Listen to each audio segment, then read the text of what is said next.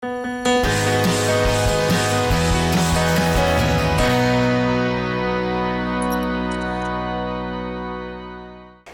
kasih pemirsa, masih bersama kami dalam Kampus On TV, masih bersama dengan saya, Hayu Ikan Kinasi dari Program Studi Akuntansi Fakultas Ekonomi dan Bisnis Universitas Dian Nuswantoro Semarang. Baik, kita akan lanjutkan pembahasan kita tentang anuitas. Mungkin banyak orang yang bertanya anuitas itu seperti apa. Nah, seperti yang sudah saya jelaskan, anuitas itu sebenarnya adalah pembayaran yang nilainya adalah sama untuk setiap periodenya, di mana setiap periodenya ini mengandung bunga dan juga mengandung dari pokok angsuran itu sendiri.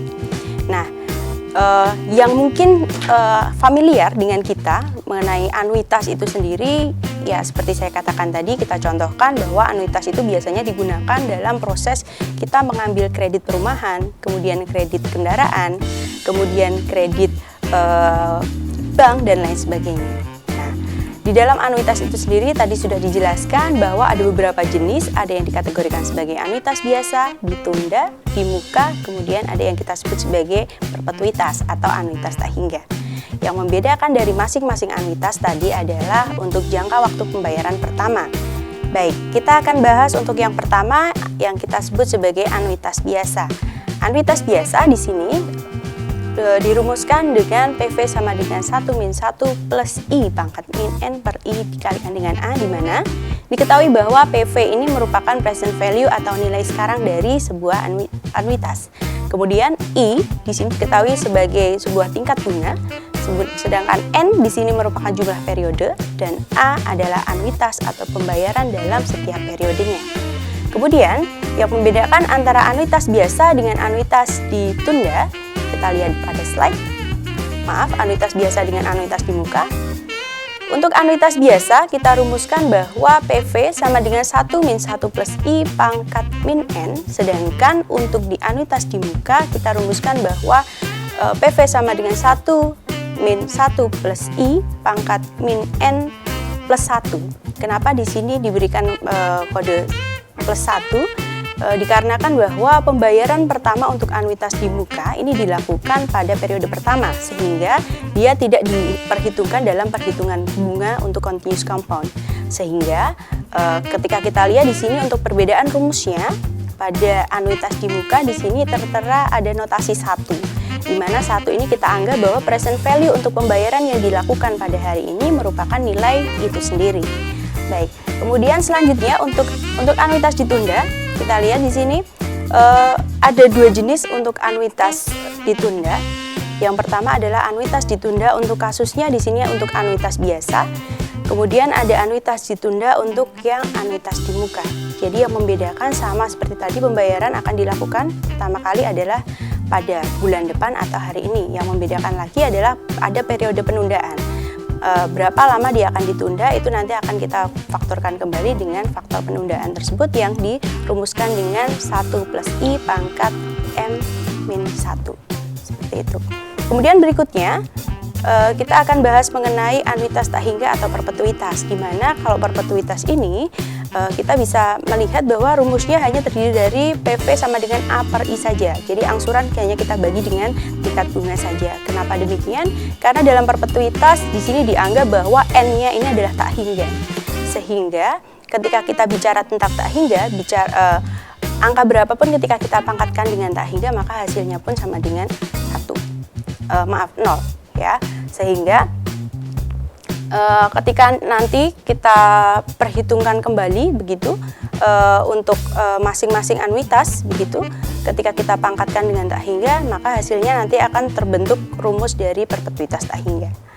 Baik, selanjutnya kita akan bahas mengenai berbagai macam tawaran yang sudah kita berikan ya. Seandainya tadi kita mau membeli sebuah kendaraan, apakah tawaran pertama tadi kita akan membeli mobil itu dengan cara membayar tunai sebesar 300 juta. Nah, ataukah tawaran kedua kita akan membayarnya secara mengangsur atau mencicil selama 60 periode dengan bunga sebesar 18% per tahun atau tawaran-tawaran yang lain. Sekarang kita akan bandingkan antara penawaran 1, 2, 3, 4, dan 5. Nah, dari masing-masing tawaran ini nanti kita akan lihat seberapa menguntungkannya dari masing-masing tawaran adalah dari nilai present value yang akan diberikan oleh setiap tawaran. Tentu saja sebagai seorang investor, sebagai seseorang yang belajar mengenai keuangan, kita harus paham dulu bahwa pilihan yang paling tepat, pilihan yang paling menguntungkan adalah ketika kita bisa mendapatkan present value yang paling rendah di antara tawaran-tawaran tersebut. Baik, kita mulai dari tawaran yang pertama, di mana ketika kita hendak melakukan pembayaran atau kita hendak melakukan pembelian satu unit mobil senilai 300 juta, kita menginginkan untuk membayar sebesar 300 juta pada hari itu juga. Sehingga dapat kita ketahui bahwa nilai sebesar 300 juta yang kita bayarkan pada hari ini, nilai sekarangnya adalah sama dengan 300 juta. Kemudian, pilihan yang kedua seperti yang kita lihat di slide, kita akan membayar dengan cara mengangsur selama 60 bulan sebesar 7.500.000 yang akan kita mulai pada bulan depan dengan tingkat bunga yang dimiliki adalah sebesar 18% per tahun. Nah, untuk tawaran kedua ini kita bisa perhitungkan dengan menggunakan rumus anuitas biasa. Kenapa kita memilih rumus anuitas biasa? Di sini kita bisa garis bawahi pada bagian pembayaran pertamanya. Nah, di sini ketika kita tahu pembayaran pertama adalah dimulai bulan depan atau periode depan atau akhir bulan, biasanya perusahaan akan memperhitungkannya dengan menggunakan metode atau dengan menggunakan rumus dari anuitas biasa. Baik. Nah, untuk di metode anuitas biasa ini kita dapatkan nilai sekarang untuk tawaran yang kedua adalah sebesar 295.352.016 rupiah. Tawaran pertama. Bagaimana dengan tawaran berikutnya? Tawaran ketiga kita lihat. Tawaran ketiga menghendaki adanya pembayaran dengan cara melakukan angsuran selama 60 bulan sebesar 7.500.000 yang akan dimulai pada hari ini dengan tingkat bunga sebesar 18% per tahun.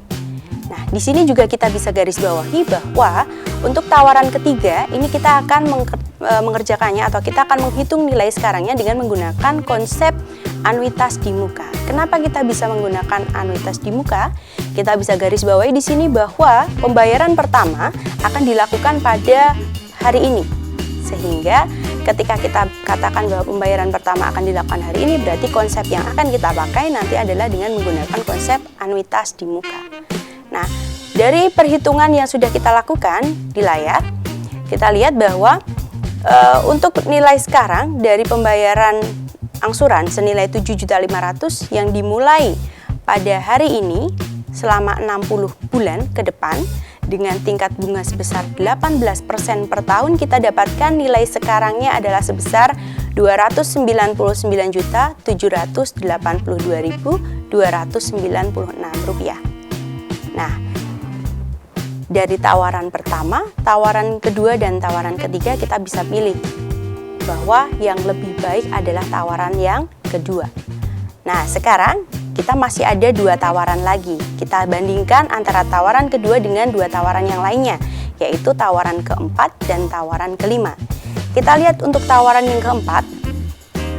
Di tawaran keempat, kita di sini disediakan bahwa kita akan melakukan pembayaran sebanyak 60 bulan senilai 7.500.000 yang akan kita mulai 3 bulan lagi dengan tingkat bunga sebesar 18% per tahun. Nah, di sini kita lihat karena mulai pembayarannya tidak pada hari ini atau tidak pada bulan depan tapi 3 bulan lagi, maka kita bisa menyimpulkan bahwa tawaran keempat ini adalah tawaran yang akan kita perhitungkan dengan menggunakan anuitas ditunda. Nah, untuk perhitungan anuitas ditunda akan kita lakukan setelah komersial berikut ini. Masih bersama saya dalam Kampus On TV.